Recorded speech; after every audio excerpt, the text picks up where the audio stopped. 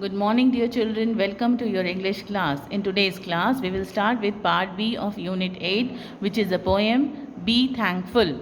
So, since this unit is about gratitude of being thankful, the present poem also deals with being thankful for all the different things that we have in our life. Let me first read out the poem to you. Be thankful that you don't already have everything you desire. If you did, what would there be to look forward to? Be thankful when you don't know something, for it gives you the opportunity to learn. Be thankful for the difficult times. During those times, you grow. Be thankful for your limitations because they give you opportunities for improvement.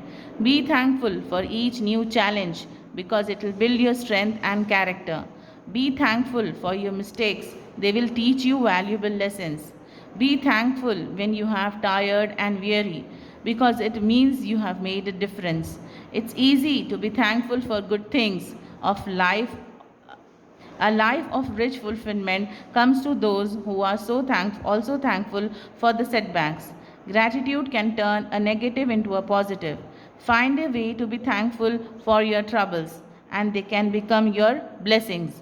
So, this is the poem, children, where we are thanking in a different way. We are not thanking our teachers, parents, but we are thanking some things we often don't look up to. Okay, now let me explain the poem to you. In the present poem, Be Thankful, the poet points out the human values that we have to develop in ourselves.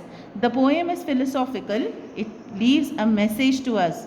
According to the poet, we should be thankful to God even for not securing what we have desired. Okay, we should be thankful for not what we have also, because that in that also some benefit of ours is there. If we are content with the things we have secured, there is no need to desire something new. Isn't it, children? There will be difficult times in our life. God imposes such times by which we can grow in experience. We will have our own limitations. In fact, they create opportunities for us to improve ourselves. Okay, with the different experiences, we grow each new day. Life is full of challenges. We accept challenges and build our strength and character. We will commit several mistakes in course of our life. The poet expects us to learn valuable lessons from those mistakes. Every mistake teaches us a new lesson, isn't it, children? So, with each experience, each mistake, we learn something new and we learn not to commit that mistake again. Thus, we make a difference by not being lazy always. We must be thankful to God for giving us an opportunity to work. We learn to be thankful from the setbacks in our life.